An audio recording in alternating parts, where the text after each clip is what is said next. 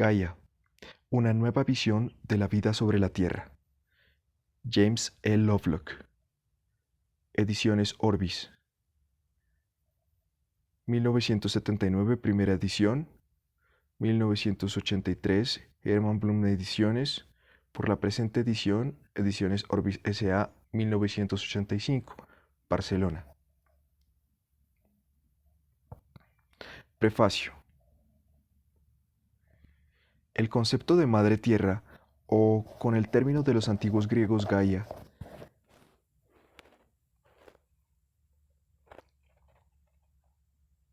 según Hesíodo, ante todo fue el caos, luego Gaia, la del ancho seno, eterno e inquebrantable sostén de todas las cosas.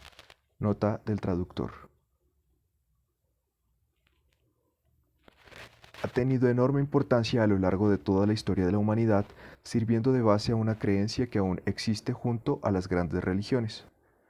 A consecuencia para la acumulación de datos sobre el entorno natural y de desarrollo de la ecología, se ha especulado recientemente sobre la posibilidad de que la biosfera sea algo más que el conjunto de todos los seres vivos de la tierra, el mar y el aire.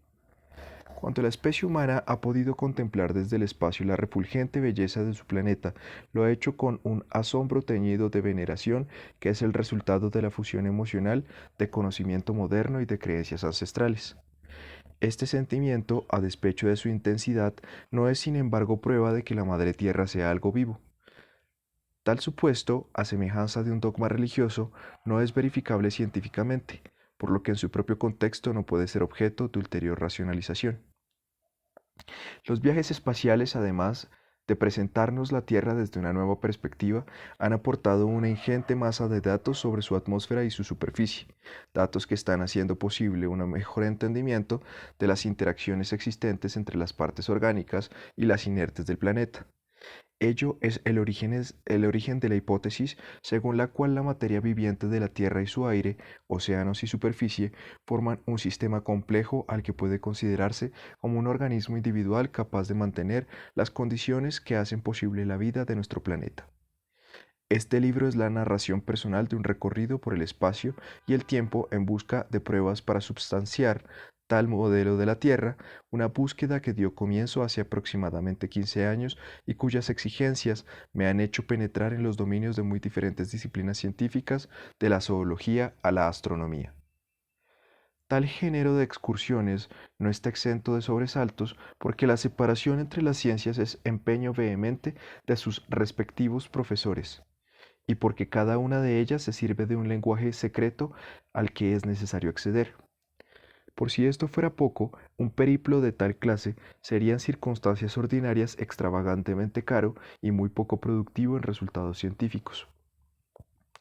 Sin embargo, del mismo modo que entre las naciones continúan los intercambios comerciales aún en tiempo de guerra, resulta posible para un químico adentrarse en terrenos tan lejanos de su propia disciplina como la meteorología o la fisiología, si tiene algo que ofrecer a cambio, habitualmente en forma de instrumental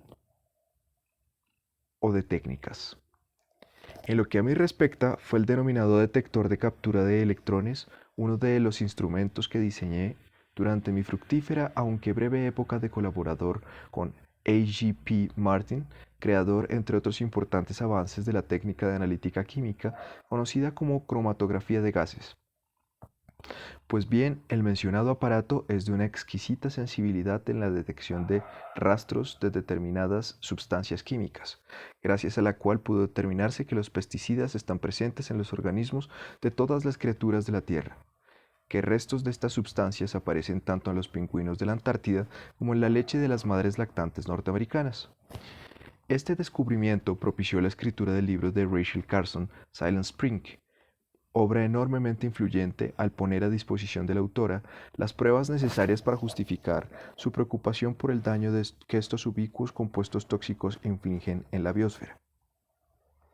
El detector de captura de electrones ha seguido demostrando la presencia de minúsculas pero significativas cantidades de otras sustancias venenosas en lugares que deberían estar absolutamente libres de ellas.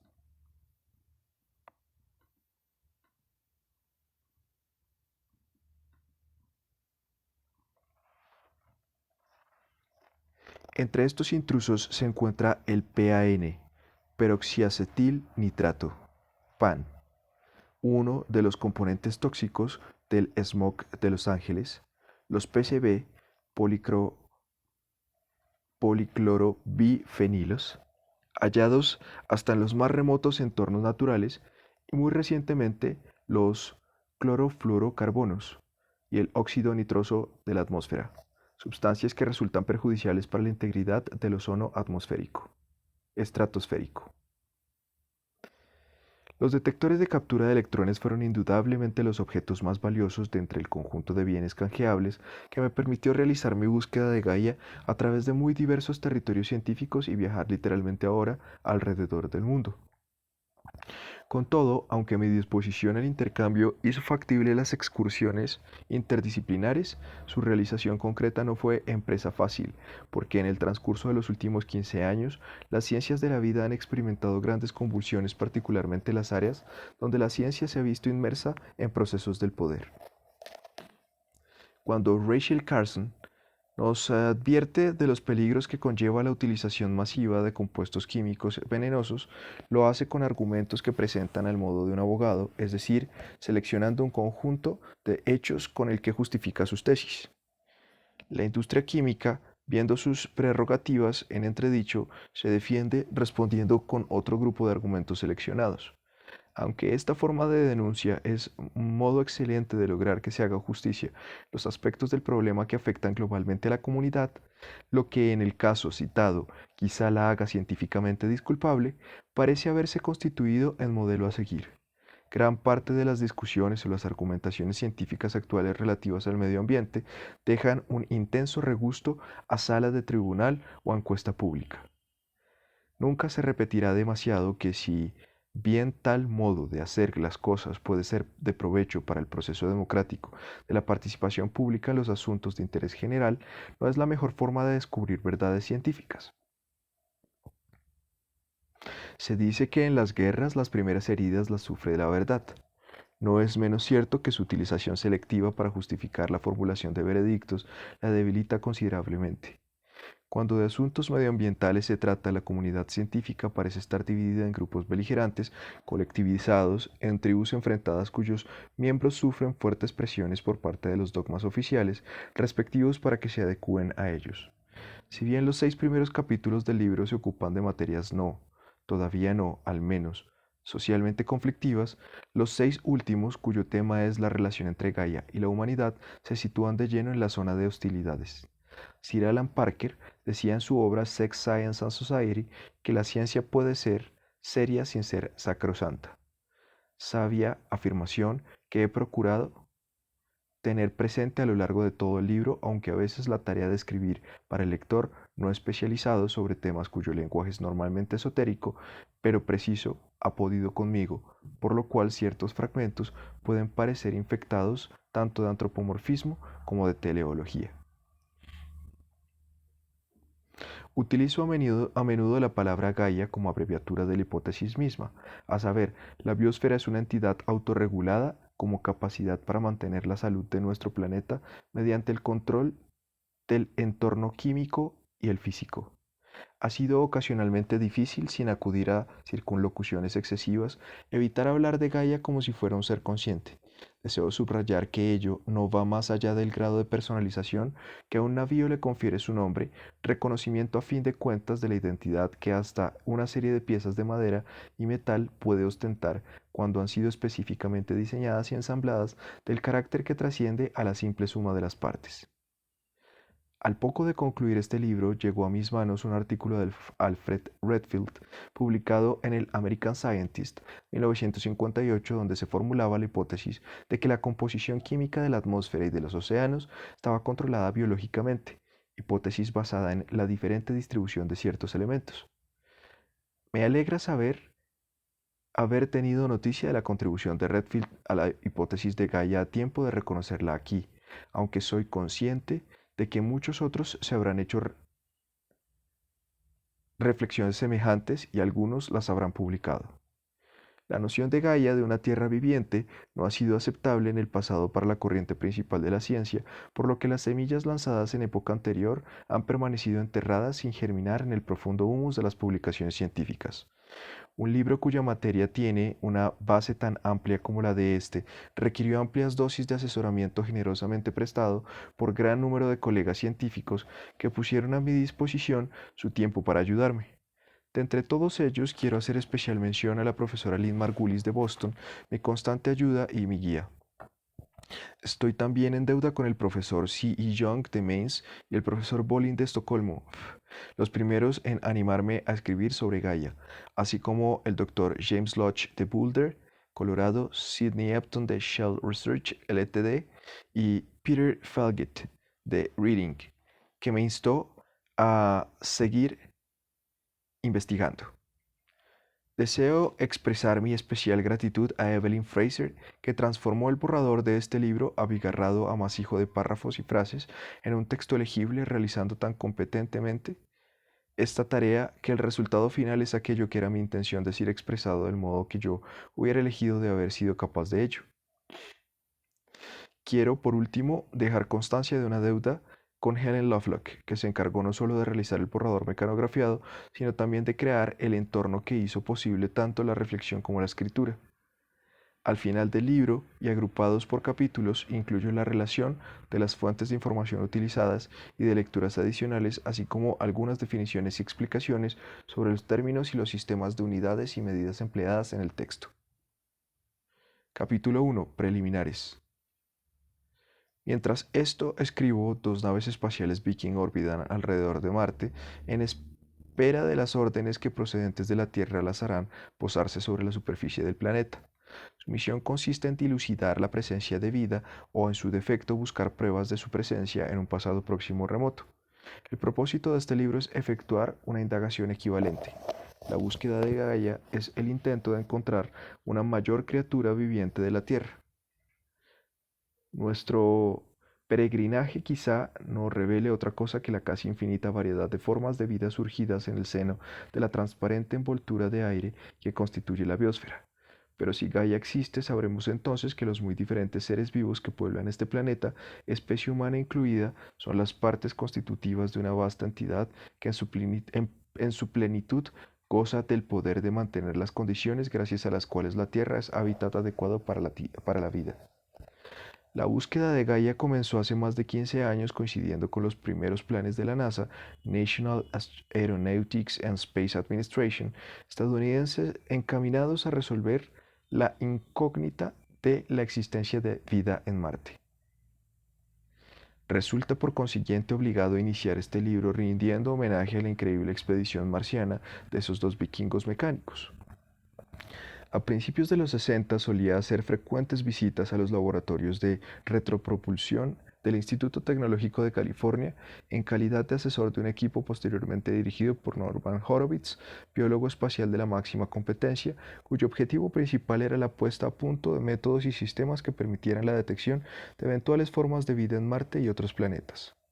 Aunque mi función específica era el asesoramiento en ciertos problemas comparativamente simples de diseño de instrumentos, me sentí cautivado y cómo hubiera podido ser de otro modo en alguien que habría crecido deslumbrado por Verne y Stapledon, por la posibilidad de estar presente en unas reuniones donde el tema de discusión eran los planes del estudio de Marte. En aquella época la planificación de experimentos se basaba sobre todo en el supuesto de que la obtención de pruebas de vida en Marte tendría características muy similares a ese mismo proceso desarrollado en la Tierra. Por ejemplo, una de las series experimentales propuestas habría de ser realizada por un ingenio que era, a todos los efectos, un laboratorio automatizado de microbiología cuyo cometido consistiría en tomar pruebas del suelo marciano y estudiarlo, para dilucidar si su naturaleza permitía la aparición de bacterias, hongos u otros microorganismos. Se había ideado experimentos edáficos adicionales para poner de manifiesto los compuestos químicos indicativos de vida, las proteínas, los aminoácidos y en particular las sustancias ópticamente activas que desviarían los rayos de luz polarizada en sentido antihorario, tal como hace la materia orgánica. Tras cosa de un año, y posiblemente a causa de no estar involucrado de manera directa, mi fervor inicial por el problema empezó a remitir comenzando al mismo tiempo a formularme preguntas de índole sumamente práctica como por ejemplo, ¿por qué nos asegura que la vida marciana de existir, qué nos asegura que la vida marciana de existir se nos revelará mediante una prueba diseñada según la vida terrestre? Otras preguntas sobre la naturaleza de la vida y su reconocimiento eran todavía más conturbadoras. Algunos de mis colegas, aún entusiastas de los laboratorios, confundieron mi creciente escepticismo con cínica desilusión y me interrogaron razonablemente sobre mis alternativas. En aquellos años mi respuesta era indicar vagamente que yo, en su lugar, me preocuparía en especial de la disminución de la entropía, puesto que es algo común a todas las formas de vida. Esta sugerencia, comprensiblemente, era considerada poco práctica en el mejor de los casos. Otros opinaban que era producto de la ofuscación pura y simple, ya que pocos conceptos físicos han originado tanta confusión y tantos malentendidos como el concepto de entropía. Es casi sinónimo de desorden y sin embargo, en tanto que medida de la tasa de disipación de la energía térmica de un sistema dado puede expresarse pulcramente en términos matemáticos. Ha sido la maldición de generaciones enteras de estudiantes y para muchos está ominosamente asociada con la degradación y la decadencia, dado que su expresión en la segunda ley de la termodinámica, indicando que toda la energía se disipará más tarde o más temprano en forma de calor y dejará de estar disponible para la realización de trabajo útil, implica la inevitable y predestinada muerte térmica del universo. A pesar del rechazo a mi sugerencia, la idea de la disminución o la inversión de la entropía como signo de vida se había implantado en mi mente. Fue madurando poco a poco hasta que con la ayuda de muchos colegas, Diane Hitchcock, Sidney Epton, Peter Simmons y especialmente Lynn Margulis, se transformó en la hipótesis que constituye el tema de este libro. Cuando después de las visitas a los laboratorios de retropropulsión volvía a casa situada en la apacible campiña de Halshire, dedicaba muchos ratos a leer y a reflexionar sobre la auténtica naturaleza de la vida y sobre cómo podría reconocérsela con independencia de lugares y de formas. Confiaba en que revisando la literatura científica terminaría por encontrar en alguna parte una definición de la vida como proceso físico que pudiera servir de punto de partida para diseñar experimentos encaminados a detectarla. Para mi sorpresa pude comprobar que era muy poco lo escrito sobre la naturaleza misma de la vida. El interés actual por la ecología y la aplicación del análisis de sistemas a la biología estaba en mantillas. En aquellos días, sobre las ciencias de la vida pesaba un academicismo inerte y polvoriento. Eran incontables los datos acumulados sobre prácticamente cualquier aspecto de las distintas especies de seres vivos, pero el aluvión de hechos ignoraba la cuestión central, la vida misma. En el mejor de los casos, los artículos científicos de otro planeta llegados a la Tierra en viaje de estudios consiguieran un televisor y dictaminaran sobre él. El químico señalaría que en su confección entraba la madera, el vidrio y el metal, mientras que para el físico sería una fuente de radiación de luz y calor, y el ingeniero haría notar que las ruedecillas eran demasiado pequeñas y estaban mal colocadas para que pudiesen rodar suavemente sobre una superficie plana. Pero nadie diría nada sobre lo que era en realidad. Lo que aparentemente es una conspiración de silencio puede deberse en parte a la fragmentación de la ciencia en disciplinas aisladas, cuyos especialistas respectivos suponen que los demás se habrán encargado de la tarea. Algunos biólogos pueden pensar que el proceso de la vida queda adecuadamente descrito mediante la expresión matemática de conceptos físicos o cibernéticos, al tiempo que ciertos físicos dan por supuesta la descripción objetiva de dicho proceso en los recónditos vericuetos de las publicaciones dedicadas a la biología molecular, material cuya letra siempre queda relegada ante tareas más urgentes. Pero la causa más probable de nuestra cerrazón ante este problema es que entre nuestros instintos heredados hay ya un programa muy rápido y eficiente destinado al reconocimiento de la vida, una memoria read-only en la jerga de informática. Reconocemos automática e instantáneamente a los seres vivos, ya sean animales o vegetales, Característica que compartimos con los demás miembros del reino animal, este eficaz proceso de reconocimiento inconsciente se desarrolló con toda certeza como factor de supervivencia. Un ser vivo puede ser multitud de cosas para otro, comestible, mortífero, amistoso, agresivo o pareja potencial, posibilidades todas de primordial importancia para el bienestar y la supervivencia. Nuestro sistema de reconocimiento automático de lo vivo parece, sin embargo, haber paralizado la capacidad de pensamiento consciente sobre qué define a la vida. ¿Por qué habríamos de necesitar definir lo que, gracias a nuestro sistema de reconocimiento innato, resulta obvio e inconfundible en todas y cada una de sus manifestaciones? Quizás por esta misma razón es un proceso cuyo funcionamiento no depende de la mente consciente, como el piloto automático de un avión. Ni siquiera la reciente ciencia de la cibernética, con su interés por los modos de funcionamiento de todo género de sistemas, desde el complejo proceso de control visual que posibilita la lectura de esta página a la simplicidad de un depósito de agua provisto de una válvula, ha prestado atención al problema.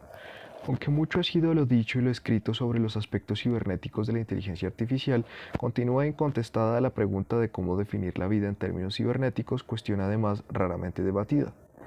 En el transcurso del presente siglo, algunos físicos han intentado definir la vida. Bernard Schrödinger y Wigner llegaron a los tres a idéntica conclusión general. La vida pertenece a esa clase de fenómenos compuestos por sistemas abiertos o continuos, capaces de reducir su entropía interna a expensas bien de sustancias o bien de energía libre que toman de su entorno devolviéndolas a éste en forma degradada. Esta definición es difícil de captar y excesivamente vaga para que resulte aplicable a la detección específica de vida. Parafraseándola toscamente, podríamos decir que la vida es uno de esos fenómenos surgidos allí donde haya un elevado flujo de energía. El fenómeno de la vida se caracteriza por su tendencia a la autoconfiguración como resultado del consumo de sustancias o de energía antedicho, excretando hacia el entorno productos degradados. Resulta evidente que esta definición es aplicable a los remolinos de un arroyo, a los huracanes, a las llamas o incluso a ciertos artefactos humanos como podría ser los refrigeradores. Una llama asume una forma característica, necesita de un aporte adecuado de combustible y de aire para mantenerse, y no podemos dejar de advertir que el precio a pagar por una bella y agradable fogata al aire libre es el derroche de energía calorífica y la emisión de gases contaminantes. La formación de llamas reduce localmente la entropía, pero el consumo de combustible significa un incremento de la entropía global. A despecho de su amplitud y vaguedad, esta clasificación de la vida indica al menos la dirección acertada. Sugiere, por ejemplo, que existe una frontera o interfase entre el área fabril que procesa el flujo de energía o las materias primas con la consiguiente disminución de la entropía y el entorno que recibe los desechos generados por este procesamiento. Sugiere también que los procesos de la vida o los que a ellos se asemejan requieren un aporte energético por encima de un determinado valor mínimo para iniciarse y para mantenerse. Un físico decimonónico, Reynolds, observó que las turbulencias de líquidos y gases aparecían únicamente cuando el flujo superaba un cierto nivel crítico en relación con las condiciones locales. Para calcular la magnitud adimensional de Reynolds, basta conocer las propiedades del fluido en cuestión y sus condiciones locales de flujo. De modo semejante, para que aparezca la vida, el flujo de energía ha de ser lo suficientemente importante, no solo en cuantía, sino también en calidad, en potencial. Si, por ejemplo, la temperatura de la superficie del Sol fuera de 500 grados centígrados en lugar de serlo de 5000 grados, y su distancia de la Tierra se redujera correspondientemente, de tal modo que recibiéramos la misma cantidad de calor, las diferencias climáticas respecto a las condiciones reales quizá fueran escasas, pero la vida nunca habría hecho acto de presencia. La vida requiere una energía lo bastante potente como para romper las uniones químicas. La mera tibieza no basta. Si fuéramos capaces de establecer magnitudes adimensionales como la de Reynolds para caracterizar las condiciones energéticas de un planeta, estaríamos en condiciones de construir una escala cuya aplicación nos permitiría predecir dónde sería posible la vida y dónde no. Aquellos que, como la Tierra, reciben un flujo continuo de energía solar superior a los mencionados valores críticos, estarían en el primer supuesto, mientras que los planetas exteriores más fríos caerían dentro del segundo. En la época citada, sin embargo, poner a punto un medio experimental de detección de la vida con validez universal, basado en la disminución de entropía, aparentaba ser una tarea poco prometedora. Asumiendo a pesar de todo que la vida habría de servirse siempre de los medios fluidos, la atmósfera, los océanos o ambos, utilizándolos como cintas transportadoras de materias primas o de productos de desecho, se me ocurrió que parte de la actividad asociada a las intensas reducciones de entropía, características de un sistema viviente, pasaría al entorno empleado como vehículo de transporte, modificando su composición. La atmósfera de un planeta en el que hubiera vida sería, por lo tanto, netamente distinguible de la atmósfera de otro desprovisto de ella. Marte carece de océanos. La vida de haber aparecido habría tenido que hacer uso de la atmósfera o estancarse.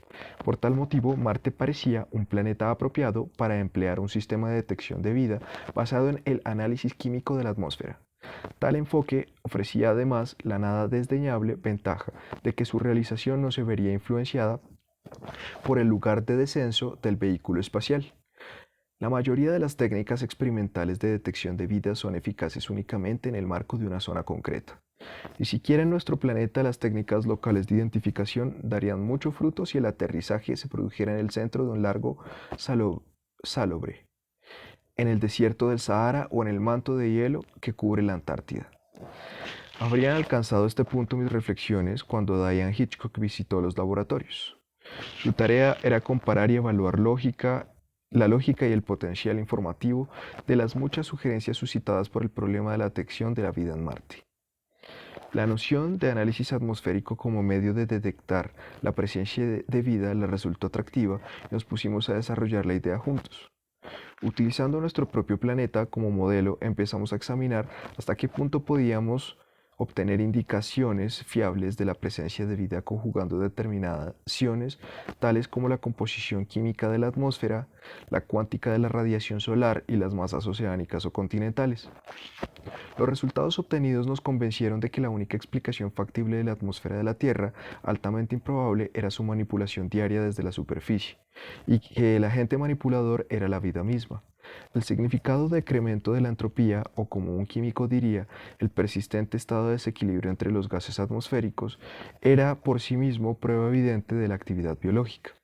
Piénsese, por ejemplo, en la presencia simultánea de metano y oxígeno en nuestra atmósfera. A la luz del sol, estos dos gases reaccionan químicamente para dar dióxido de carbono y vapor de agua. La tasa de reactividad es tan grande que para mantener constantemente el metano del aire es necesario introducir en la atmósfera 1.000 millones de toneladas de este gas, cuando menos cada año. Hay que contar también con los medios requeridos para reemplazar el oxígeno gastado en la oxidación del metano, teniendo en cuenta que ello exige al menos 2 veces más oxígeno que metano. Las cantidades de ambos gases necesarias para mantener constante la extraordinaria mezcla atmosférica de la Tierra tendrían en un entorno inerte un altísimo grado de improbabilidad. Así pues, mediante una técnica comparativamente sencilla era posible obtener pruebas convincentes de la existencia de la vida en la Tierra, pruebas que además eran obtenibles utilizando un telescopio infrarrojo situado en un punto tan lejano como podría ser Marte. La misma regla se aplica a los demás gases de la atmósfera, especialmente al acoplamiento conjunto de gases reactivos que constituyen el grueso de su volumen. La presencia en ella del óxido nitroso y el amoníaco es tan anómala como la de metano. Hasta el nitrógeno gaseoso está fuera de lugar, porque si pensamos en los vastos océanos terrestres, parecería lógico al que este elemento se presentara bajo la forma químicamente estable del ion nitrato disuelto en las aguas oceánicas. Estábamos a mediados de la década de los 60, sin embargo.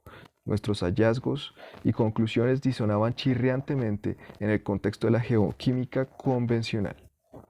Con algunas excepciones, especialmente Ruby, Hutchinson, Bates y Nicolet, los geoquímicos consideraban la atmósfera como el producto final del desprendimiento planetario de gases y mantenían que su estado presente era consecuencia de reacciones subsiguientes acaecidas en el seno de procesos abiológicos. El oxígeno, por ejemplo, procedería únicamente de la decisión del vapor de agua en sus componentes originarios. Al escapar el hidrógeno al espacio quedaba tras él un exceso de oxígeno. La vida se limitaba a tomar prestados gases de la atmósfera y a devolverlos a ella como los había recibido. Para nosotros, por el contrario, la atmósfera era una extensión dinámica de la biosfera misma. No resultó sencillo encontrar una publicación que quisiera acoger en sus páginas una noción tan radical, pero tras diversos rechazos dimos con un editor, Carl Sagan, que accedió a darle cabida en su revista Icarus. Considerándolo tan solo como un medio para detectar la presencia de vida, el análisis atmosférico tuvo no obstante un gran éxito. Los datos con que se contaba en aquellos años eran suficientes para afirmar que la atmósfera marciana era básicamente dióxido de carbono. No había signos de que sus características químicas fueran tan exóticas como las de la Tierra. Ello implicaba que Marte probablemente fuera un planeta muerto, noticia no precisamente grata para quienes patrocinaban nuestros proyectos de investigación espacial. Para empeorar todavía más las cosas, el Congreso estadounidense decidió en septiembre de 1965 abandonar el primer programa de exploración de Marte denominado entonces Voyager. Durante aproximadamente un año después de esa fecha, las ideas relativas a la búsqueda de vida en otros planetas no recibirían las mejores de las acogidas. La exploración del espacio ha sido siempre un excelente blanco para quienes buscan dinero para una causa u otra, aunque su coste es muy inferior al de muchos fracasos tecnológicos pedestres y anticuados. Por desgracia, los apologistas de la ciencia espacial parecen quedar siempre sumamente impresionados por cosas tales como las sartenes no adherentes y los rodamientos perfectos. A mi modo de ver, el mejor subproducto de la investigación espacial no es precisamente nueva tecnología, sino que por primera vez en la historia de la humanidad hemos tenido oportunidad de contemplar la Tierra desde el espacio. La información proporcionada por esta visión exterior de nuestro planeta verde-azul, en todo el esplendor de su belleza, ha dado origen a un nuevo conjunto de preguntas y respuestas. De forma semejante, el reflexionar sobre la vida marciana supuso la adquisición de una nueva perspectiva desde la que considerar la vida en la Tierra, la que nos llevó a su vez a reformular una explicación o a revivir quizás una muy antigua de la relación entre la Tierra y su biosfera. Por lo que a mí respecta, tuve la gran fortuna de recibir una invitación de la Shell Research Limited a estudiar las posibles consecuencias globales que sobre la contaminación atmosférica tendrían causas reales como la tasa de consumo siempre en aumento de los combustibles fósiles, invitación que llegaba en el nadir de la investigación espacial en 1966, 3 años antes de la formación de Amigos de la Tierra. Ese colectivo y otros grupos de presión de parecidas características se encargarían de poner el problema de la contaminación en la vanguardia de las preocupaciones de la opinión pública. Los científicos independientes como los artistas necesitan de los mecenas, aunque ello no tiene por qué implicar una relación de posesión. La libertad de pensamiento suele ser la norma. No debería hacer falta decir esto, pero hoy día muchas personas, por otro lado inteligentes, están condicionadas para creer que toda labor de investigación realizada bajo los auspicios de una multinacional es sospechosa por naturaleza. Otros están no menos persuadidos de que todo trabajo de esta índole procedente de alguna institución localizada en un país socialista ha de haber estado sometido al corsé teórico del marxismo, siendo por tal motivo desdeñable. Las ideas y opiniones expresadas en este libro muestran cierto grado de influencia inevitable de la sociedad en cuyo seno vivo y trabajo, debida sobre todo al contacto estrecho con numerosos colegas científicos occidentales. Hasta donde se me alcanza, estas suaves presiones son las únicas que se han ejercido sobre mí. La conexión entre los problemas de la contaminación atmosférica y mi trabajo anterior, utilización del análisis atmosférico como medio de detección de vida, residía naturalmente en la idea de que la atmósfera podría ser una extensión de la biosfera. Tenía la impresión de que todo intento de entender la contaminación en la atmósfera sería incompleto y probablemente ineficaz si se pasara por alto la posibilidad de una respuesta a una adaptación de la biosfera. Los efectos del veneno en un ser humano dependen grandemente de la capacidad que éste tenga para metabolizarlo o excretarlo. De igual modo, el efecto de lanzar grandes cantidades de productos derivados de la combustión de combustibles fósiles a una atmósfera controlada atm- por la biosfera puede ser muy distinto del efecto que estos gases tendrían sobre una atmósfera inorgánica y por tanto pasiva. Podrían producirse cambios adaptativos que disminuyeran, por ejemplo, las perturbaciones provocadas por la acumulación de dióxido de carbono. Otra posibilidad sería que las perturbaciones dispararan algún tipo de cambio compensatorio, quizás en el clima, que resultara conveniente para el conjunto de la biosfera, pero perjudicial para la especie humana. Al trabajar en un nuevo entorno intelectual pude olvidarme de Marte y concentrarme en la Tierra y en la naturaleza de su atmósfera. El resultado de esta aproximación menos dispersa fue el desarrollo de la hipótesis siguiente. El conjunto de los seres vivos de la Tierra, de las ballenas a los virus, de los robles a las algas, puede ser considerado como una entidad viviente capaz de transformar la atmósfera del planeta para adecuarla a sus necesidades globales y dotada de facultades y poderes que exceden con mucho a los que poseen sus partes constitutivas. No es distancia pequeña la que separa el sistema plausible de detección de vida y la hipótesis según la cual es la biosfera, el conjunto de los seres vivos que pueblan la superficie de la Tierra, la encargada de mantener y regular la atmósfera de esta. A presentar las pruebas más recientes en favor de tal hipótesis se consagra buena parte de este libro. Volviendo a 1967, las razones que justifican el salto del sistema a la hipótesis podrían resumirse como sigue. La vida aparece en la Tierra hace aproximadamente unos 3.500 millones de años. Desde entonces hasta ahora, los fósiles muestran que el clima de la Tierra ha cambiado muy poco a pesar de que casi con toda seguridad la cantidad de calor solar que recibimos, las características de la superficie de la Tierra y la composición de su atmósfera han experimentado grandes variaciones durante ese lapso de tiempo. La composición química de la atmósfera no guarda relación con lo que cabría esperar de un equilibrio químico de régimen permanente. La presencia de metano, óxido nitroso y de nitrógeno, incluso en nuestra oxidante atmósfera actual, representa una violación tan estrepitosa de las reglas de la química que hace pensar que la atmósfera no es un nuevo producto biológico, sino más probablemente una construcción biológica. Si no viva, algo que como la piel de un gato, las plumas de un pájaro o el papel de un nido de avispas es una extensión de su sistema viviente diseñada para conservar las características de un determinado entorno. La concentración atmosférica, por ejemplo, de gases tales como el oxígeno o el amoníaco, es mantenida a unos niveles óptimos cuya alteración, por pequeña que fuera, podría tener desastrosas repercusiones en los seres vivos.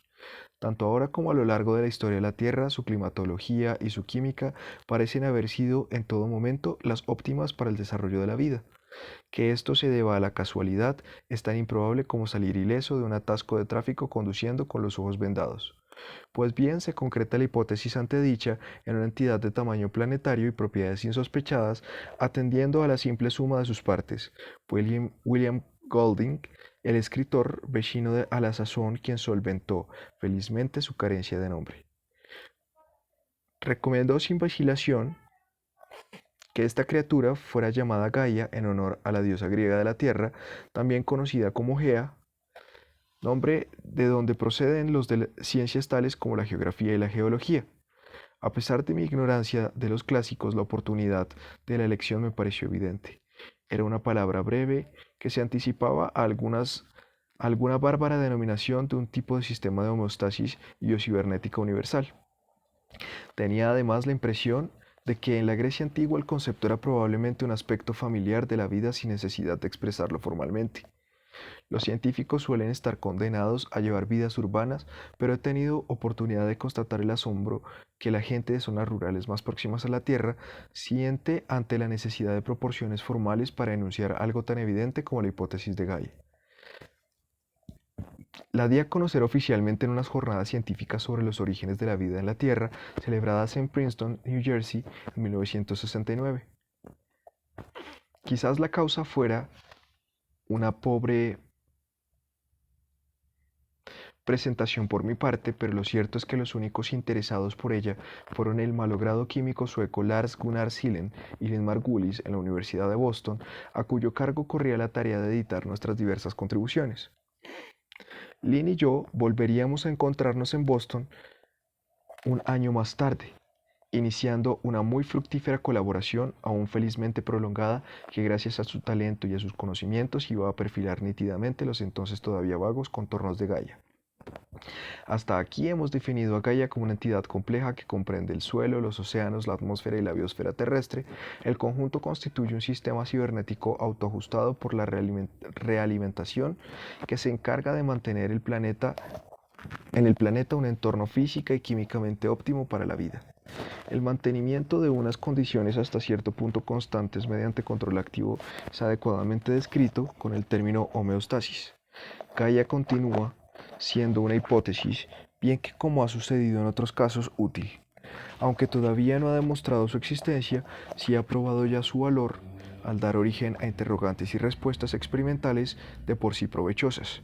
Si por ejemplo la atmósfera es entre otras cosas una cinta transportadora de sustancias que la biosfera toma y expele, parecía razonable suponer la presencia en ella de compuestos que vehicularan los elementos esenciales a todos los sistemas biológicos como lo son entre otros el yodo y el azufre. Fue muy gratificante encontrar pruebas de que ambos son transportados por el aire desde los océanos, donde abundan a tierra firme, donde escasean, y que los compuestos portadores son el metilyoduro y el dimetilsulfuro, respectivamente, sustancias directamente producidas por la vida marina. Habida cuenta de la insaciable curiosidad que caracteriza el espíritu científico, estas interesantes sustancias habrían terminado por ser detectadas, su importancia discutida aún sin el estímulo de la hipótesis Gaia, pero fue precisamente ella la que provocó su búsqueda activa. Si Gaia existe, su relación con la especie humana, esa especie animal que ejerce una influencia dominante en el complejo sistema de lo vivo, y el cambiante equilibrio de poder entre ambas son cuestiones de evidente importancia. Serán consideradas en capítulos posteriores, pero quiero subrayar que este libro ha sido escrito primordialmente para estimular y entretener. La hipótesis Gaia es para aquellos que gustan de caminar, de contemplar, de interrogarse sobre la Tierra y sobre la vida que en ella hay, de especular sobre las consecuencias de nuestra presencia en el planeta.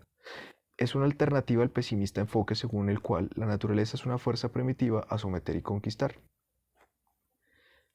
Es también una alternativa al no menos deprimente cuadro que pinta a nuestro planeta como una nave espacial demente que sin piloto ni propósito describe círculos eternos alrededor del Sol.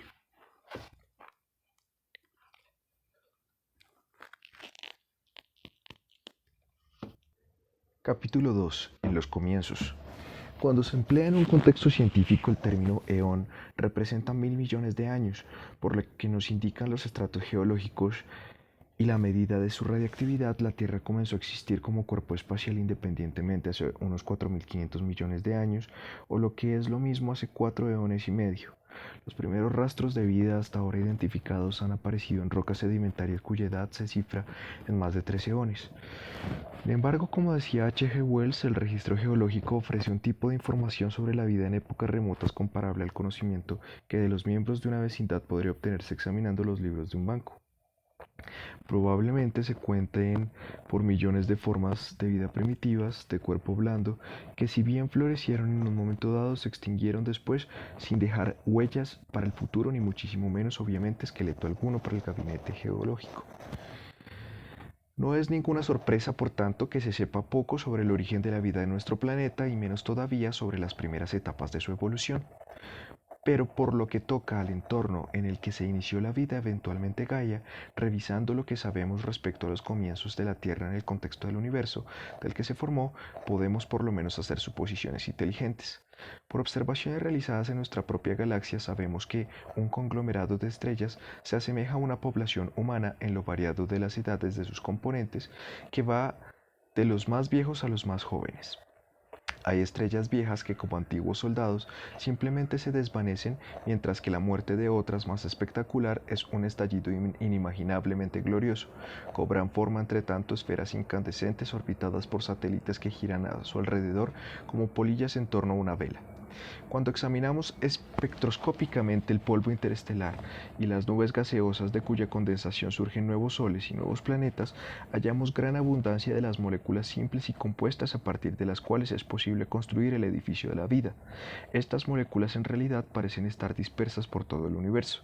Los astrónomos informan casi semanalmente del descubrimiento de alguna nueva sustancia orgánica compleja hallada en las profundidades del espacio. Se tiene a veces la impresión de que nuestra galaxia es un almacén gigantesco donde se guardan los componentes de la vida. Si imaginamos un planeta hecho exclusivamente con piezas de relojes, no parece disparatado suponer con tiempo por delante, pongamos, por ejemplo, unos 1.000 millones de años, las fuerzas gravitatorias y la incansable acción del viento terminarán ensamblando un reloj en perfecto funcionamiento. Probablemente el comienzo de la vida en la Tierra fue algo similar.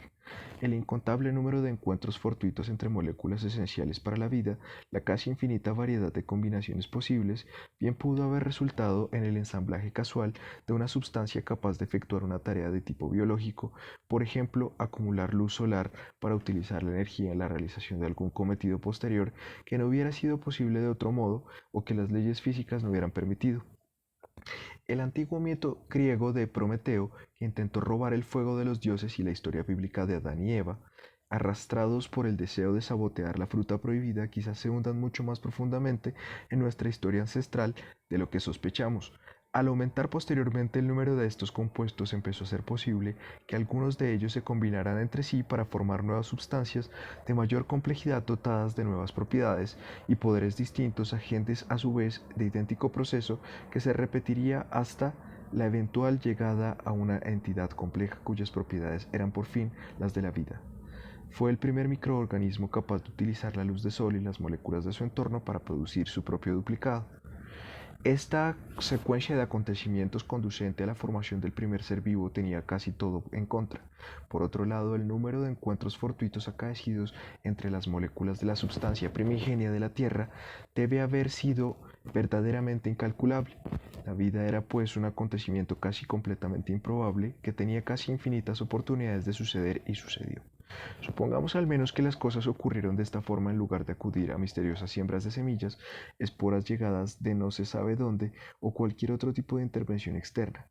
Nuestro interés primordial en cualquier caso se centra en la relación surgida entre la biosfera que se forma y el entorno planetario de una Tierra todavía joven, no en el origen de la vida.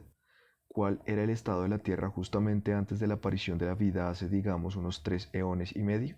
¿Por qué surgió la vida en nuestro planeta y no lo hizo en Marte y Venus, sus parientes más cercanos? ¿Con qué riesgos se enfrentó la joven biosfera? ¿Qué desastres estuvieron a punto de destruirla y cómo la presencia de Gaia ayudó a superarlos? Antes de sugerir algunas respuestas a estas intrigantes preguntas, hemos de volver a las circunstancias que rodearon la formación de la Tierra hace aproximadamente 4 eones y medio. Parece casi seguro que la formación de una supernova, la explosión de una estrella de gran tamaño,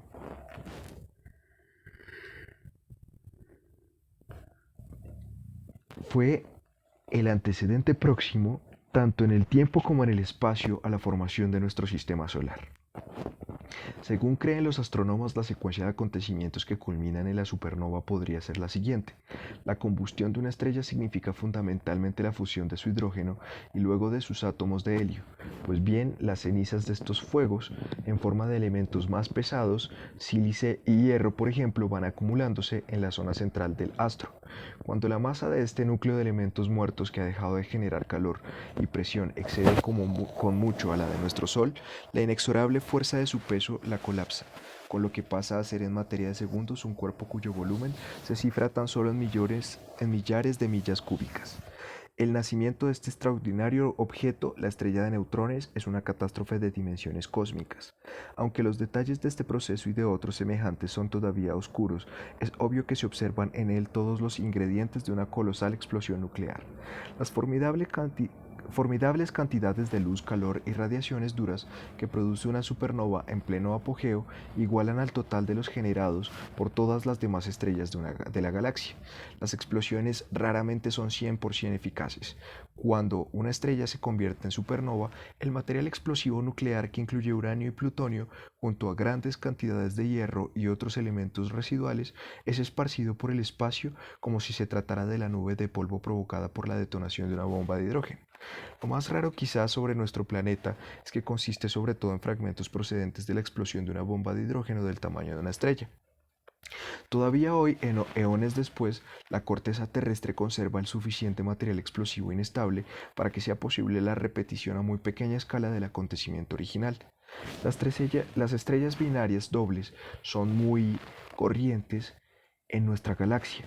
Pudiera ser que en un determinado momento el Sol, esa estrella tranquila y de buenas maneras, haya tenido una compañera de gran tamaño que al consumir su hidrógeno rápidamente se convirtió en una supernova, o tal vez el Sol y sus planetas proceden de la condensación de los restos de una supernova mezclados con el polvo y los gases interestelares. Sí parece seguro que ocurriera como ocurriera, nuestro sistema solar se formó a resultas de la explosión de una supernova. No hay otra explicación verosímil para la gran cantidad de átomos explosivos aún presentes en la Tierra. El más primitivo y anticuado de los contadores Geiger nos indica que habitamos entre los restos de una vasta detonación nuclear. No menos de 3 millones de átomos inestables procedentes de aquel cataclismo se fragmentan cada minuto dentro de nuestros cuerpos, liberando una diminuta fracción de la energía proveniente de aquellos remotos fuegos. Las reservas actuales de uranio contienen únicamente el 0,72% del peligroso isótopo U-235. Créase o no, los reactores nucleares han existido mucho antes que el hombre. Recientemente fue descubierto en Gabón, África, un reactor natural fósil que funcionaba desde hace aproximadamente 2 eones. Podemos por consiguiente afirmar casi con toda seguridad que hace 4 eones la concentración geoquímica del uranio produjo espectaculares reacciones nucleares naturales.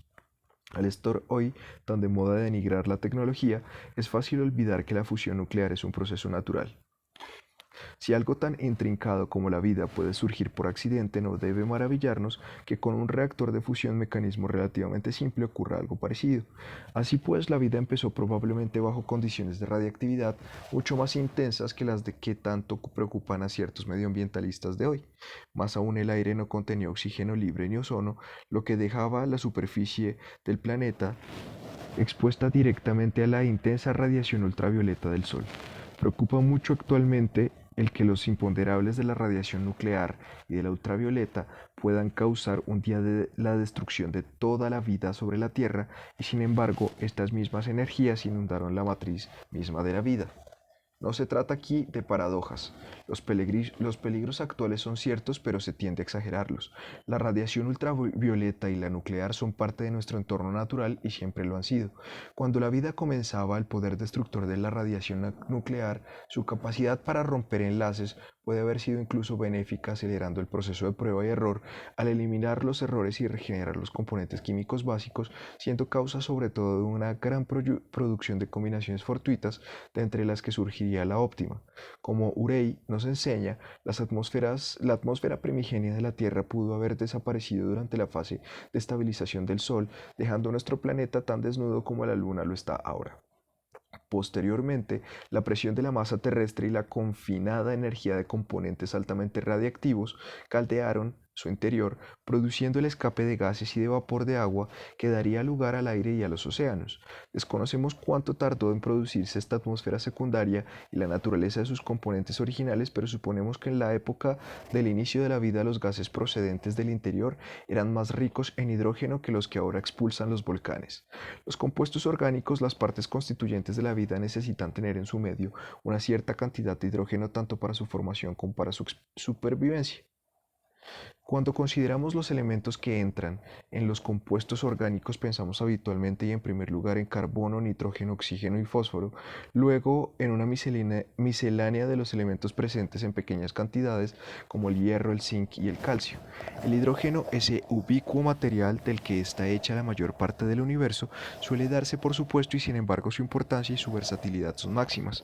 Es parte esencial de todo compuesto formado por los demás elementos claves de la vida. Es el combustible del que se sirve el Sol y consiguientemente la fuente primitiva de ese generoso flujo de energía solar gratuita que pone en marcha los procesos vitales y les permite un desarrollo normal. Constituye las 2/3 partes del agua, esa otra sustancia esencial para la vida y que tendemos a olvidar de tan frecuente. La abundancia de hidrógeno libre de un planeta configura el potencial de oxidación-reducción, redox, que mide la tendencia de un determinado entorno a oxidar o a reducir. Los elementos de un entorno oxidante incorporan oxígeno a razón de la herrumbre del hierro. En un ambiente reductor rico en hidrógeno, un compuesto que contenga oxígeno tiende a cederlo. La abundancia de átomos de hidrógeno cargados positivamente determina también la acidez o la alcalinidad en el pH, diría un químico, de un medio. El potencial redox y el pH son dos factores ambientales claves para saber si un planeta puede contener vida o no.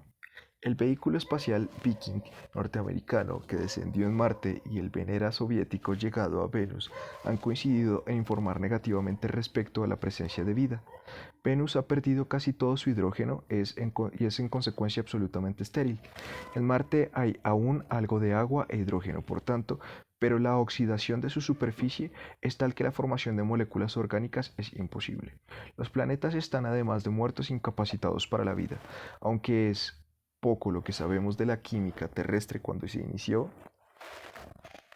La vida nos consta que estaba más cercana a la actual de los gigantes exteriores Júpiter y Saturno que a la de Marte y Venus. Es probable que hace eones Marte y Venus y la Tierra fueran planetas ricos en moléculas de metano, hidrógeno, amoníaco y agua a partir de las que puede formarse la vida, pero del mismo modo que el hierro se cubre de herrumbre y la goma se deshace, un planeta se marchita y termina por quedar totalmente yermo, auxiliado del tiempo, ese gran oxidante, cuando el hidrógeno, elemento esencial para la vida, escapa al espacio. La atmósfera de la Tierra, que fue testigo del comienzo de la vida, hubo de ser por lo tanto una atmósfera reductora rica en hidrógeno. Esta atmósfera no necesitaba un gran contenido de hidrógeno libre por cuanto el que se desprendía del interior ofrecía un suministro constante. Habría bastado por otra parte la presencia de hidrógeno en compuestos tales como el amoníaco y el metano. En las lunas de los planetas exteriores pueden encontrarse todavía atmósferas similares a la descrita. Si sus débiles campos gravitacionales las retienen es gracias a lo bajo de sus temperaturas. A diferencia de estas lunas y de sus planetas, la Tierra, Marte y Venus carecen de las temperaturas o de las fuerzas gravitatorias necesarias para retener indefinidamente su hidrógeno sin auxilio biológico. El átomo de hidrógeno es el más pequeño y ligero de todos, por lo que sea cual sea la temperatura, siempre es el de movimientos más veloz, pues bien teniendo en cuenta que los rayos solares fragmentan las moléculas de hidrógeno gaseoso situadas en el límite extremo de nuestra atmósfera convirtiéndolas en átomos libres cuya movilidad les permite escapar de la atracción gravitatoria y perderse en el espacio, está claro que la vida en la Tierra habría tenido los días contados si el suministro de hidrógeno incorporado a compuestos tales como amoníaco y metano hubiera dependido solo de los gases escapados del interior del planeta, incapaces de reponer las pérdidas indefinidamente. Estos gases además cumplían otra misión fundamental, la de arropar nuestro planeta manteniendo su temperatura en una época en la que probablemente la radiación solar era inferior a la actual.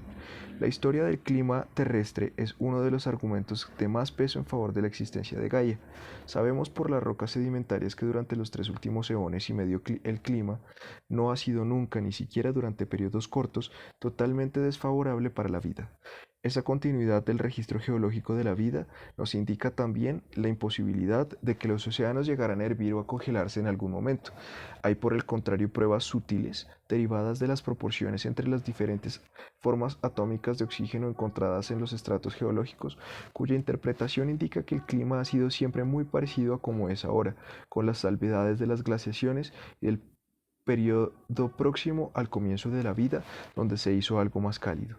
Los periodos glaciales suele denominárseles edades de hielo, frecuentemente exagerando, afectaron tan solo las zonas terrestres situadas por encima de los 45 grados norte y por debajo de los 45 grados sur. El 70% de la superficie terrestre queda, sin embargo, entre estas dos latitudes. Las así llamadas edades de hielo afectaron únicamente a la flora y fauna, que habían colonizado el 30% restante, que hasta en los periodos interglaciales suele estar parcialmente helado, como lo está hoy. Parecería que en principio no hay nada particularmente extraño en este cuadro de un clima estable a lo largo de los 3 medio últimos eones. Si la Tierra gira según una órbita estable alrededor del Sol, ese radiador gigantesco y permanente, desde época tan remota, ¿por qué habría de ser de otro modo? Es sin embargo extraño y precisamente por esta razón. Nuestro Sol, estrella típica, se ha desarrollado según un patrón estándar bien establecido, por el cual sabemos que su energía radiante ha aumentado al menos en un 30% durante los 3 eones y medio mencionados. Un 30% durante los 3 eones y medio mencionados. Un 30% menos de calor solar implica una temperatura media para la Tierra muy por debajo del punto de congelación del agua. Si el clima de la Tierra estuviera exclusivamente en función de la radiación solar, nuestro planeta habría permanecido congelado durante el primer eón y medio del periodo caracterizado por la existencia de vida, y sabemos que los registros paleontológicos y por la persistencia misma de la vida que jamás en las condiciones ambientales fueron tan adversas. Si la Tierra fuera simplemente un objeto sólido e inanimado, su temperatura de superficie seguiría las variaciones de la radiación solar y no hay ropaje aislado que proteja indefinidamente a una estatua de piedra del calor veraniego y del frío invernal. Durante 3 eones y medio la temperatura de superficie ha sido permanentemente favorable para la vida, de modo semejante a como la temperatura de nuestros cuerpos se mantiene constante en invierno y en verano, ya sea tropical o polar, el entorno en el que nos encontremos. Aunque podría pensarse que la intensa radiactividad de los primeros días habría bastado para mantener unos ciertos niveles de temperatura, un sencillo cálculo basado en la muy predecible naturaleza de la desintegración radiactiva indica que aunque estas energías mantenían incandescente el interior del planeta, tuvieron escaso efecto sobre las temperaturas superficiales. Los científicos dedicados a cuestiones planetarias han sugerido varias explicaciones para lo constante de nuestro clima. Carl Sagan y su colaborador el Dr. Mullen, por ejemplo, han señalado recientemente que en épocas remotas, cuando el Sol brillaba con menos intensidad, la presencia en la atmósfera de gases como el amoníaco ayudaba a conservar el calor recibido. Algunos gases, como el dióxido de carbono y el amoníaco, absorben la radiación térmica infrarroja que desprende la superficie de la Tierra y retrasan su escape al espacio. Son los equivalentes gaseosos de la ropa de abrigo, aunque tienen sobre esta la ventaja adicional de ser transparentes a las radiaciones solares que hacen llegar a nuestro planeta casi todo el calor que recibe. Por esta razón, aunque quizás no del todo correctamente, son a menudo denominados gases invernadero. Otros científicos, especialmente el profesor Meadows y Henderson Sellers de la Universidad de Leicester, han sugerido que en épocas anteriores la superficie terrestre era de color más oscuro, capaz por consiguiente de absorber en mayor proporción que ahora el calor del Sol. La parte de luz solar reflejada al espacio se conoce como el albedo o blancura de un planeta. Si su superficie es totalmente blanca, reflejará toda la luz solar que a ella llegue, resultando, por lo tanto, un mundo muy frío. Si por el contrario es completamente negra, absorbe dicha luz en su totalidad, con el consiguiente aumento de la temperatura. Es evidente que un cambio de albedo podría compensar el menor rendimiento térmico de un sol más apagado. La superficie terrestre ostenta en nuestra época una adecuada coloración intermedia y está cubierta por masas de nubes que aproximadamente el 50% refleja más o menos el 45% de la luz procedente del sol. Figura 1. El curso de la temperatura de la Tierra desde los comienzos de la vida hace 3,5 millones eones. Se mantiene siempre dentro del estrecho margen que dejan líneas horizontales de los 10 grados y los 20 grados centígrados. Si nuestra temperatura planetaria hubiera dependido únicamente de la relación abiológica establecida entre la radiación solar y el balance térmico atmósfera-superficie, podrían haberse alcanzado las condiciones externas marcadas por las líneas A y C. De haber sucedido esto, toda vida habría desaparecido del planeta, lo que también habría sucedido si las temperaturas hubieran seguido el curso intermedio marcado por la línea B, que muestra cómo habrían aumentado de haber seguido pasivamente el incremento de radiación solar.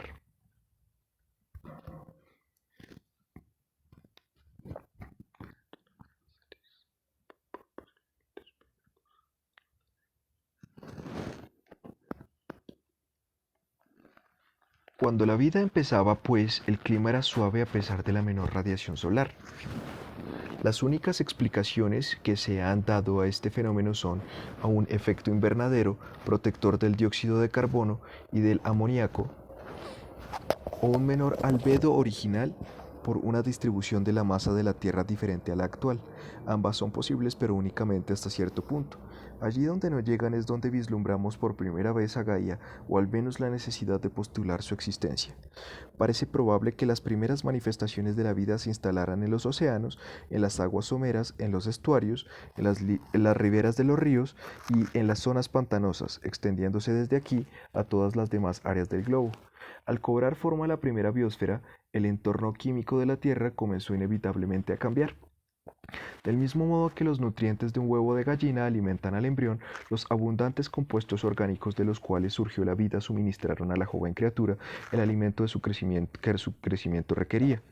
A diferencia del pollito, sin embargo, la vida más allá del huevo contaba únicamente con un suministro alimenticio limitado.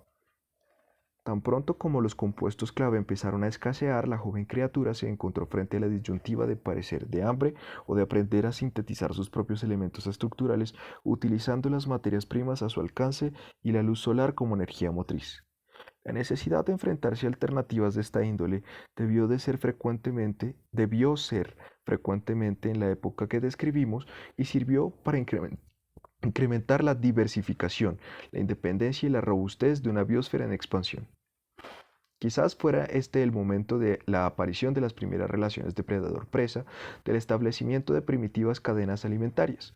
La muerte y la natural descomposición de los organismos individuales liberaban componentes claves para el conjunto de la comunidad, pero para ciertas especies pudo resultar más conveniente obtener estos compuestos fundamentales alimentándose de otros seres vivos.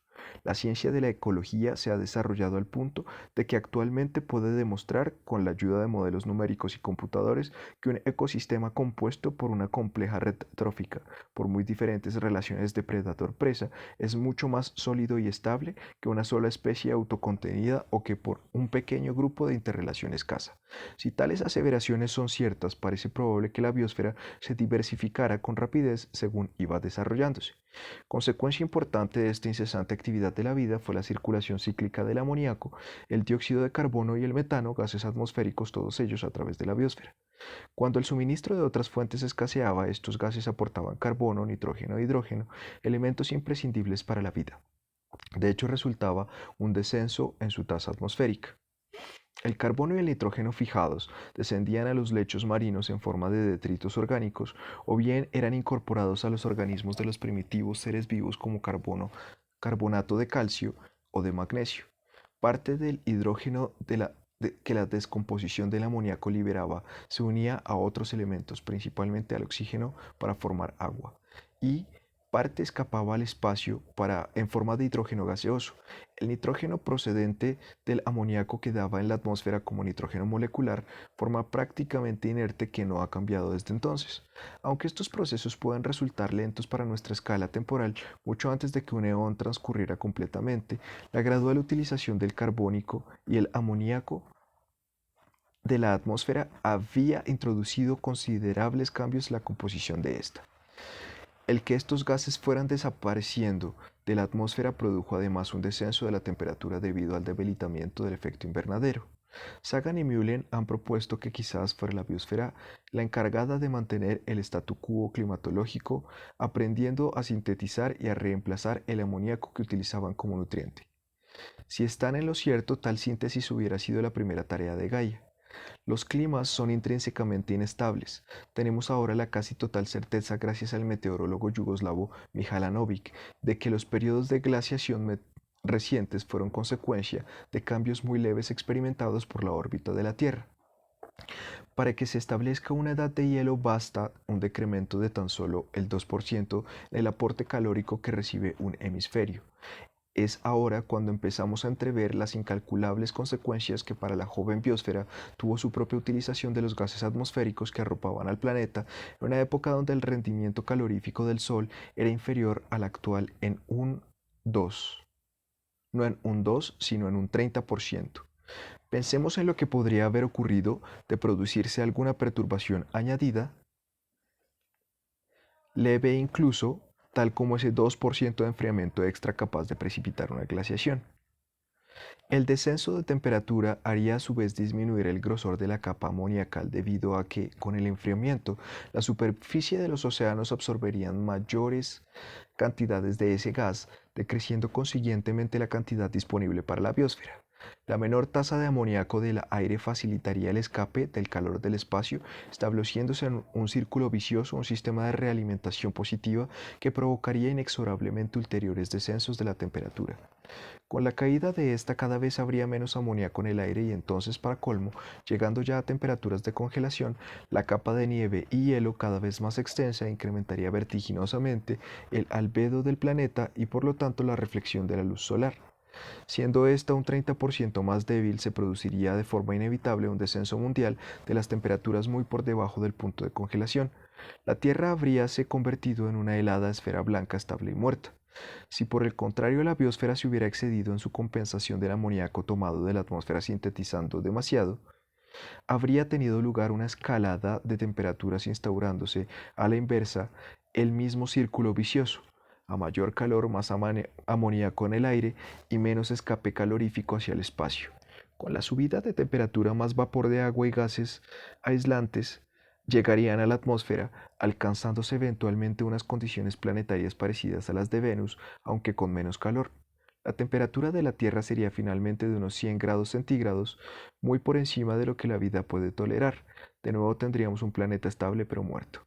Puede que el proceso natural realimente negativamente la formación de nubes o algún otro fenómeno hasta hoy ignorado se encargaran quizás de mantener un régimen menos tolerable para la vida, pero de no ser así, la biosfera tuvo que aprender mediante prueba y error el arte de controlar su entorno, fijando inicialmente límites amplios y luego, con el refinamiento fruto de la práctica, manteniendo sus condiciones lo más cerca posible con las óptimas para la vida. Tal proceso no consistía solamente en fabricar la cantidad necesaria de amoníaco para restituir el consumido, era también preciso poner a punto medios apropiados para apreciar la temperatura y el contenido de amoníaco del aire a fin de mantener en todo momento una producción adecuada. El desarrollo de este sistema de control activo, con todas sus limitaciones, por parte de la biosfera pudo ser quizás la primera indicación de que Gaia había por fin surgido del conjunto de sus partes. Si consideramos pues la biosfera una entidad capaz, como la mayor parte de los seres vivientes, de adaptar el entorno a sus necesidades, estos problemas climatológicos tempranos podrían haberse resuelto de muy diversas maneras. Gran número de criaturas gozan de la capacidad de modificar su coloración según convenga a diferentes propósitos de camuflaje, advertencia o exhibición, pues bien al disminuir el amoníaco o aumentar el albedo, como consecuencia de distribuciones de las masas de tierra, uno de los medios que pudo emplear la biosfera para mantener su temperatura fue el oscurecimiento. Agua, Auramic y Golubic de la Universidad de Boston han observado que en los pantanos salobres, donde el albedo es habitualmente alto, los cambios estacionales provocan el ennegrecimiento de alfombras compuestas por incontables microorganismos. ¿Podrían estos parches oscuros producidos por una forma de vida de antigua estirpe ser recordatorios vivientes de un arcaico método para conservar el calor? Y a la inversa, si el problema fuera sobre el sobrecalentamiento, la biosfera marina generaría una capa molecular aislante que cubriría la superficie de las aguas para controlar la evaporación. El neutralizar la evaporación en las zonas más calientes del océano tiene por propósito impedir una excesiva acumulación de vapor de agua en la atmósfera que propicie una escalada de la temperatura originada por la absorción de la radiación infrarroja. Estos son ejemplos de hipotéticos mecanismos que la biosfera podría utilizar para mantener unas condiciones ambientales adecuadas. El estudio de sistemas más sencillos, colmena, seres humanos, indica que el mantenimiento de la temperatura es probablemente el resultante del funcionamiento de diferentes sistemas más que el producto de la acción de uno solo. La auténtica historia de tan remotos periodos no se sabrá jamás. Todo lo que podemos hacer es especular basándonos en probabilidades y en la casi certidumbre de que el clima no fue nunca obstáculo para la vida. La primera manifestación de los cambios activos que la biosfera introducía en su entorno pudo haber estado relacionada con el clima y con la menor temperatura del Sol, pero en ese entorno había otras necesidades que atender, otros parámetros cuyo equilibrio era fundamental para la continuidad de la vida. Ciertos elementos básicos resultaban necesarios en grandes dosis, mientras que de otros solo se requerían cantidades vestigiales. En ocasiones era preciso un rápido reabastecimiento de todos ellos. Había que ocuparse de las sustancias de desecho, venenosas o no, aprovechándolas a ser posible. Controlar la acidez, procurando el mantenimiento de una medida en conjunto neutro o alcalino. La salinidad de los mares no debía aumentar en exceso y así sucesivamente. Aunque estos son los criterios básicos, hay otros muchos involucrados. Como hemos visto, cuando se estableció el primer sistema viviente tenía a su alcance un abundante suministro de elementos clave que posteriormente y al ir creciendo aprendería a sintetizar utilizando materias primas tomadas del aire, el agua y el suelo. Otra tarea que la extensión y la diversificación de la vida exigía era asegurar el suministro ininterrumpido de los elementos vestigiales requeridos por diferentes mecanismos y funciones. Todas las criaturas vivientes celulares utilizan un extenso abanico de procesadores químicos, agentes catalíticos, denominados enzimas, muchas de las cuales requieren pequeñísimas cantidades de determinados elementos para desempeñar normalmente sus funciones. La anhidrasa carbónica, por ejemplo, enzima especializada en el transporte de dióxido de carbono desde y hacia el medio celular, tiene una composición donde entra zinc. Otras enzimas precisan hierro, magnesio o vanadio. En nuestra biosfera actual se dan actividades que exigen la presencia de muchos otros elementos vestigiales: cobalto, selenio, cobre, yodo y potasio. Indudablemente, tales necesidades surgieron y fueron satisfechas en el pasado. Al principio estos elementos se obtenían de la forma habitual, extrayéndolos simplemente del entorno. Con la proliferación de la vida, la competencia por ellos fue aumentando. Se redujo su disponibilidad y en algunos casos su falta fue el factor que limitó ulteriores expansiones. Si, como parece probable, las aguas someras bullían de forma de vida primitivas, algunos elementos claves fueron apartados de la circulación porque al morir los organismos que los incorporaron se hundían descendiendo hasta el depósito de lodo del lecho marino y atrapados por otros sedimentos no volvían a estar disponibles para la biosfera hasta que alguna conmoción de la corteza terrestre removía estos cementerios con la suficiente fuerza. En los grandes lechos de rocas sedimentarias hay sobradas pruebas de lo completo que podía llegar a ser este proceso de secuestro.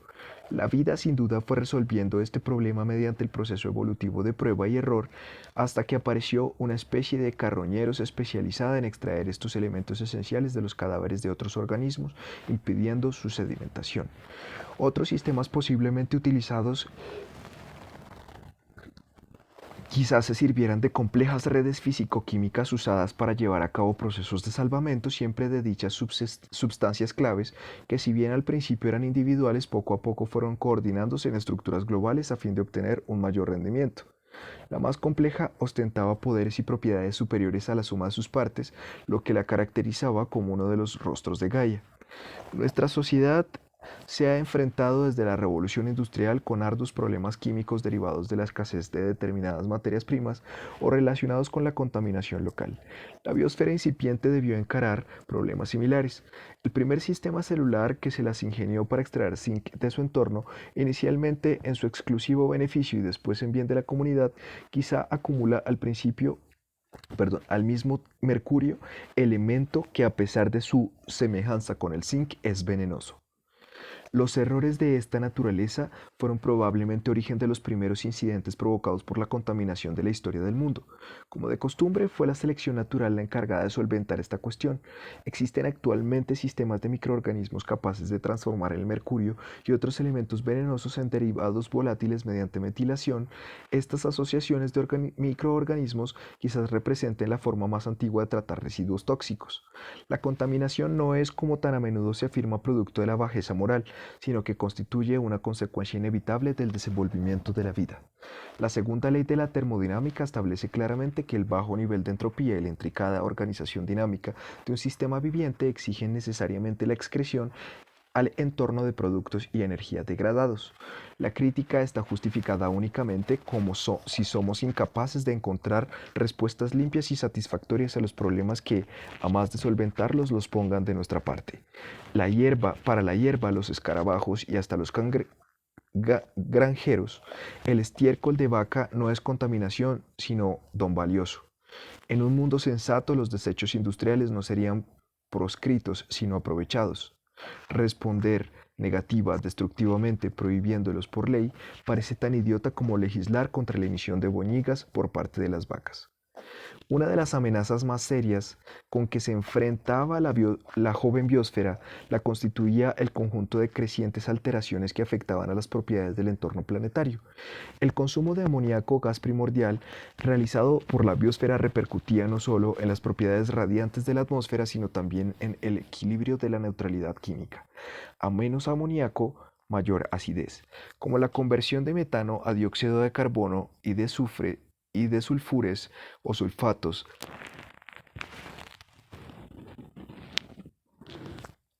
significaba un incremento adicional de la acidez. Esta podría haberse hecho tan intensa como para impedir la vida. Desconocemos la solución concreta del problema, pero remontándonos todo lo atrás que nuestros sistemas de medida permiten, hay pruebas de que la Tierra ha estado siempre próxima a ese estado de neutralidad química. Marte y Venus, por el contrario, muestran un alto grado de acidez en su composición, a todas luces excesivo para permitir vida tal como se ha desarrollado en nuestro planeta.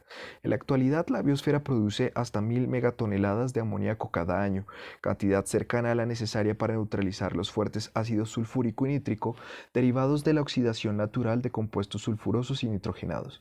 Quizás se trate de una coincidencia, pero posiblemente sea otro eslabón en la cadena de pruebas circunstanciales en favor de la existencia de Gaia. La regulación estricta de la sanidad de mares y océanos es tan esencial para la vida como la necesidad de neutralidad química, si bien es asunto mucho más extraño y complicado que esta, como veremos en el capítulo 6.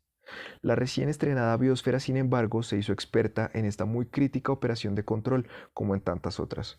La conclusión parece inmediata. Si Gaia existe, la necesidad de regulación era tan urgente en el amanecer de la vida como en cualquier otra época posterior.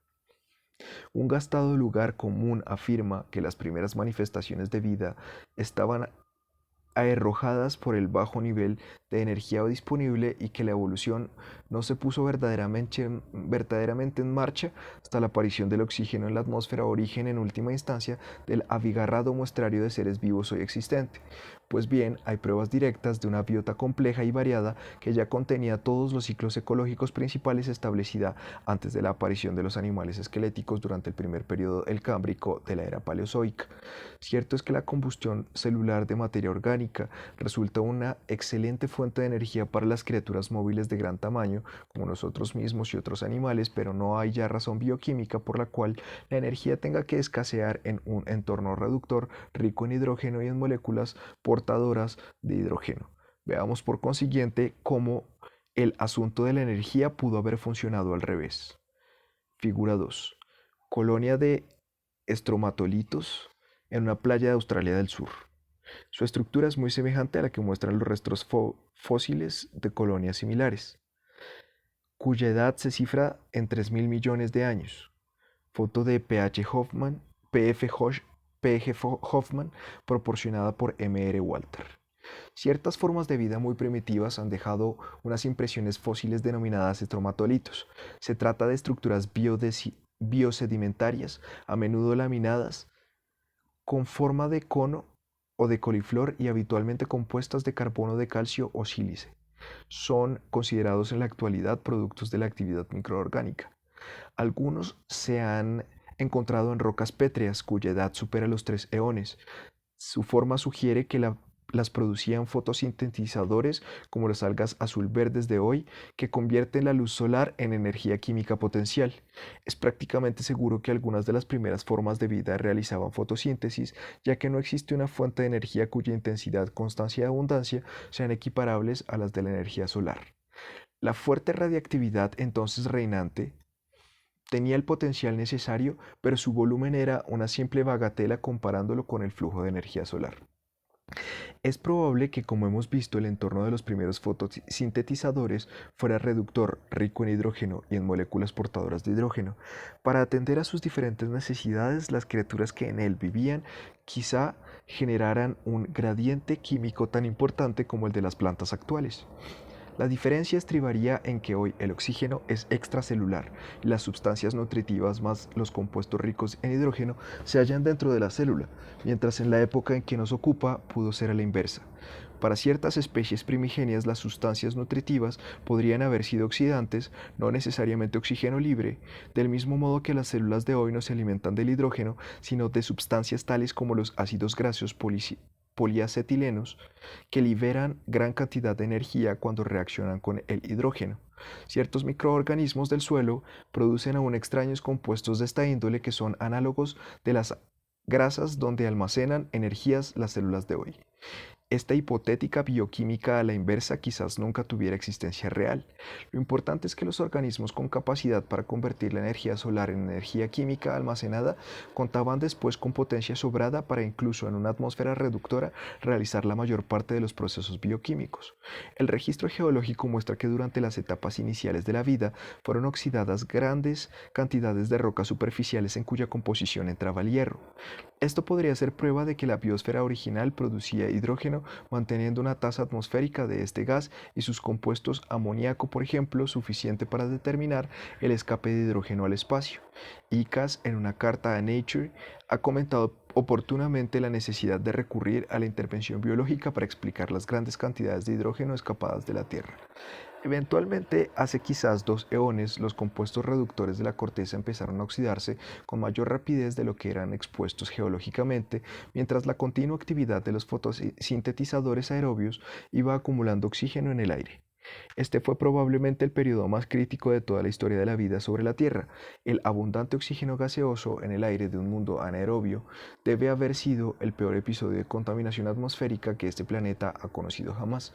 Imaginemos el efecto que sobre nuestra biosfera contemporánea produciría la colonización de los mares por un alga especializada en producir cloro gaseoso a partir del abundante ion de las aguas marinas y la energía de la luz solar. El devastador efecto que sobre toda la vida contemporánea tendría una atmósfera saturada de cloro no sería peor que el impacto causado por el oxígeno sobre la vida anaerobia de hace unos 2 eones.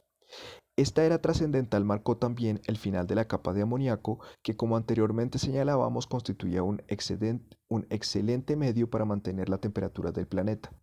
El oxígeno libre y el amoníaco reaccionan en la atmósfera, limitando la máxima cantidad posible del segundo, cuya cantidad fue descendiendo hasta llegar a la concentración actual, una parte por cada 100 millones, porcentaje demasiado pequeño para ejercer ninguna influencia útil sobre la absorción infrarroja, aunque como hemos visto, incluso en tales cantidades, neutraliza eficazmente la acidez, inevitable subproducto de la oxidación. Cumple pues la función de impedir que la acidez del entorno aumente hasta niveles incompatibles con la vida. Cuando hace 2 eones el aire empezó a albergar en cantidades apreciables de oxígeno, la biosfera se asemejaba a la tripulación de un submarino averiado, donde todas las manos son necesarias para reparar los daños, mientras la concentración de gases venenosos crece segundo a segundo. Triunfó el ingenio y se conjuró el peligro, aunque no al modo humano restaurando el viejo orden, sino al flexible modo de Gaia, adaptándose al cambio y convirtiendo al letal intruso en un amigo inseparable. La primera aparición de oxígeno en el aire significó una catástrofe casi fatal para la vida primitiva. El haber evitado por mera casualidad una muerte que pudo llegar como consecuencia de la ebullición, la congelación, el hambre, la acidez, las alteraciones metabólicas graves, finalmente el envenenamiento parece demasiado, pero si la joven biosfera era ya algo más que un simple catálogo de especies y controlaba ya el entorno planetario, nuestra supervivencia a despecho de las adversidades es menos difícil de comprender. Fin del capítulo 2. Capítulo 3. El reconocimiento de Gaia.